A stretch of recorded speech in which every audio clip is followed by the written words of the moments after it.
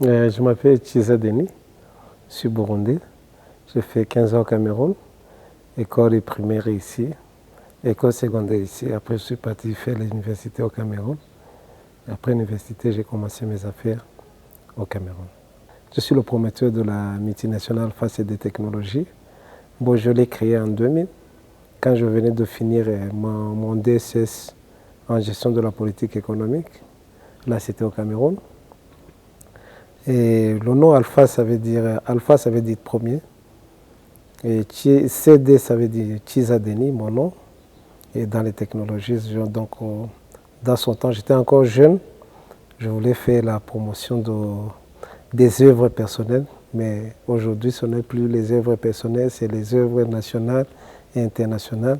C'est pourquoi on se situe dans plusieurs pays. Dans le temps, au Cameroun, c'était le gaz domestique.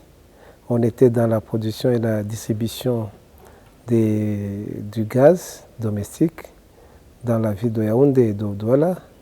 Et quand je suis arrivé ici, je me suis spécialisé dans l'équipement en général. Et dans le département des meubles, on a délocalisé une usine de la Chine pour le Burundi.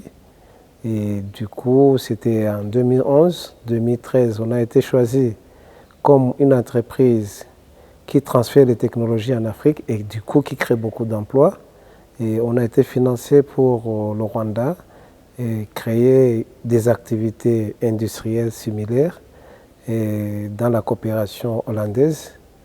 Et 2015, le climat politique entre les deux pays ne nous a pas facilité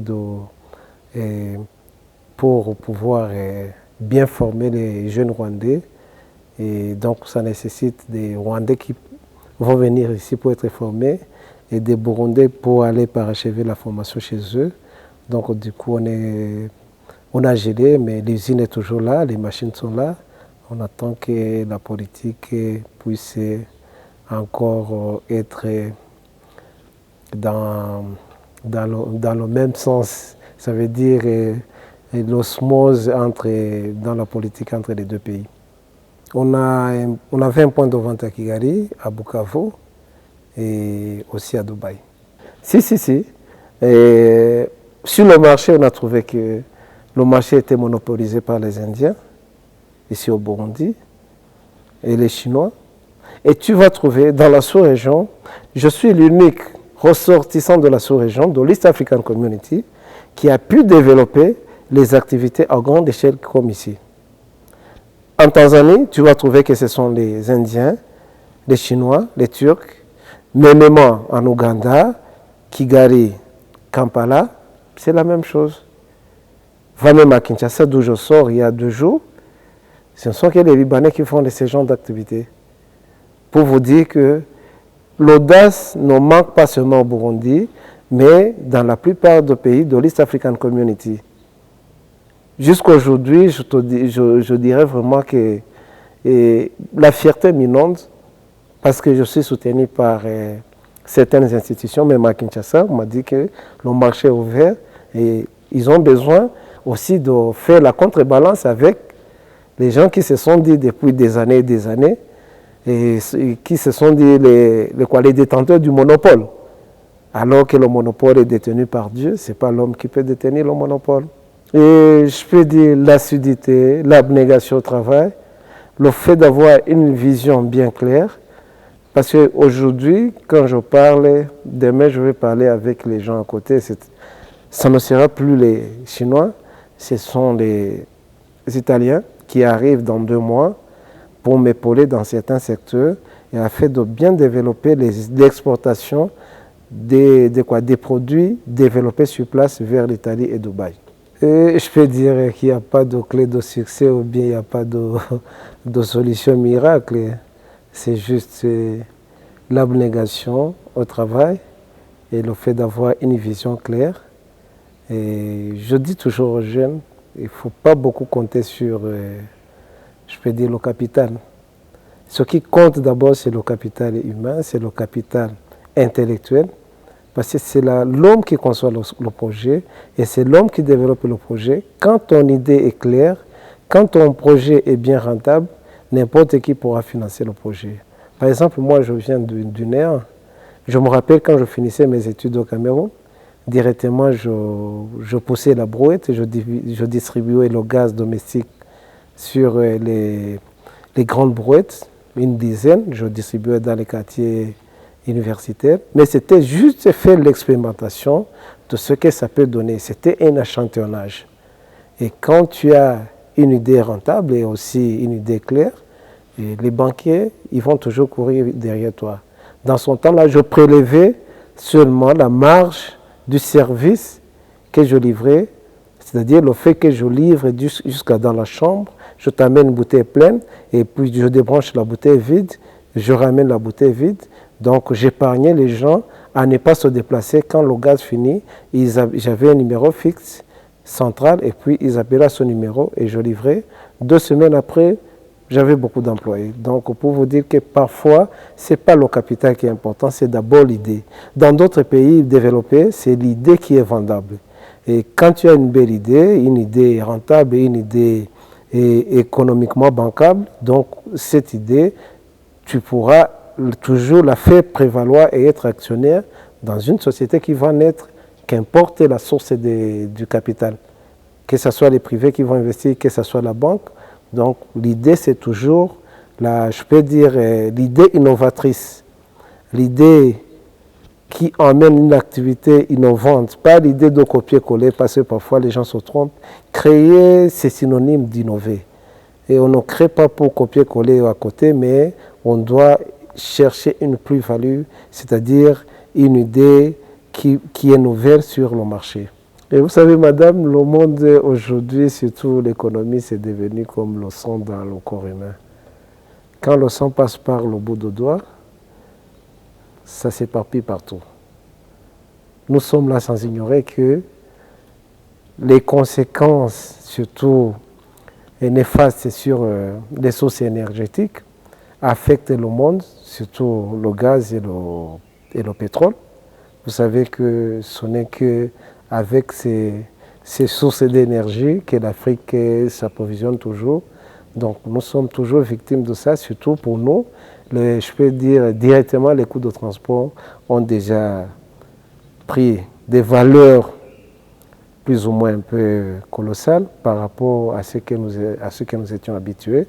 Et ça va directement gréver sur nos coûts de vente. Covid-19, bien sûr, pour les marchés étrangers, on a été plus ou moins touchés.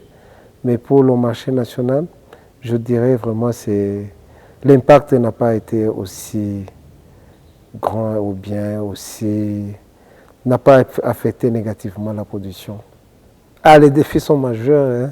Par exemple, pour nous, faire accepter au monde entier que nous sommes capables de produire ce qui était jadis importé et sur place. Et donc, ça fait partie des grands défis. Et vous savez, vous avec moi, quand j'achète une montre, peut-être en Allemagne ou bien, prenons la Suisse, les gens ont tendance à croire qu'ils me portent la Suisse. Mais derrière la montre, on peut avoir une griffe écrite « Made in China », mais on a toujours tendance à croire que là où on a acheté le produit, on s'identifie avec l'environnement dans lequel on a acheté le produit. Donc pour vous dire que vous êtes aussi témoin dans les quartiers, quand quelqu'un importe un conteneur de Dubaï, on dirait qu'il a importé Dubaï pour sa maison, mais en fait de compte, il va trouver que ce sont des produits qui ne durent pas, des produits qui ne sont pas aussi calibrés pour les tailles africaines. Donc c'est pas facile de faire comprendre à nos frères et sœurs, à nos compatriotes, aux gens de la sous-région, que ce qui était jadis fabriqué de l'autre côté est fabriqué par les gens noirs que nous sommes. Mais toutefois, on a mis le paquet en jeu et puis on a amené les Chinois pour former les Burundais. Et du coup, je vous disais tantôt qu'on a été sélectionné pour une entreprise qui transfère les technologies en Afrique et qui respecte les standards internationaux. Au niveau environnemental, je dirais que le Burundi, oui. C'est un terrain vierge par rapport à d'autres pays que j'ai cités. Et deux aussi, il manque cet esprit de créativité dans les gens. Parce que je dis parfois, Dieu nous aime. Le fait qu'il nous a placés, par exemple, à côté du Congo, juste à quelques mètres du Congo, ça veut dire que Dieu nous a donné son marché. C'est à nous de voir loin. C'est à nous de pouvoir exploiter cette opportunité. Il y a beaucoup de pays, par exemple le Sénégal. Le Sénégal, ce n'est pas un pays qui regorge beaucoup de matières premières, mais ils ont compté sur les gens, ils ont compté sur les ressources humaines pour pouvoir exploiter les services. Tu vas voir, même dans les Nations Unies, c'est plein de Sénégalais. Donc la qualité aussi des ressources humaines peut s'exporter et peut aussi produire pour le Burundi, et sans parler toutefois des grandes productions qu'on peut développer sur place et exploiter du marché qui est à côté. Au niveau, je peux dire, de la facilitation des papiers, je dis, nos Burundis ne sont parmi les meilleurs. L'exemple que je peux te donner, au Burundi, tu viens, tu crées une société, comme tu veux, étant étranger, mais on ne va pas t'imposer qu'il faut qu'un local qui soit actionné dans ton entreprise.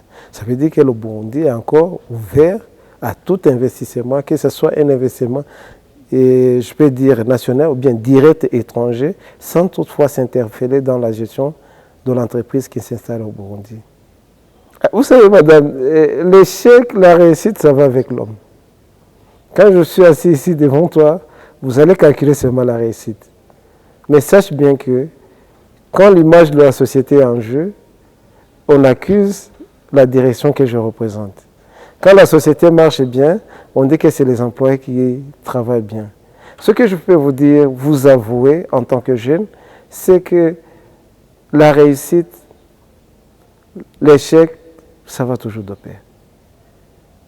Donc, je ne sais pas si vous connaissez le dualisme dans la vie, donc c'est toujours proche.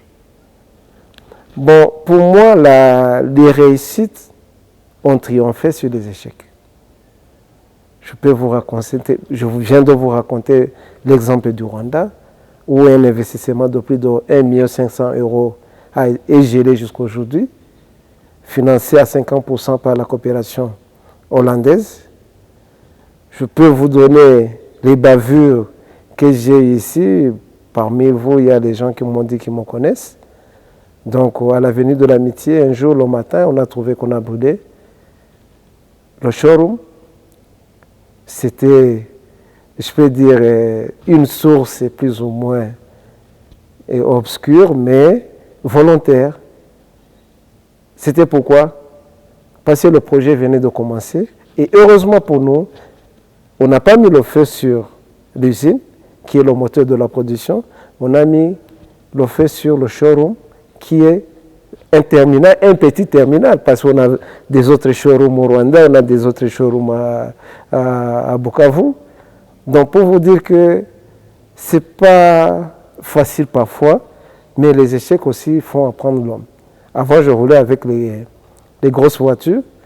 À Jabé, vous avez pris un matin qu'on a failli tuer quelqu'un à bord d'une voiture Yamaha. C'était ma personne, mais je vis toujours. C'est pour vous dire que les échecs, parfois, ça construit l'homme. Et c'est les échecs qui font vraiment la sagesse, la vraie source de la sagesse de l'homme. Je vous aime beaucoup. Sache bien qu'il n'y a rien. C'est l'homme qui a peur. Si l'homme peut discerner la peur et s'aventurer, je me dis qu'on aura pas mal d'hommes d'affaires ici au Burundi. Merci.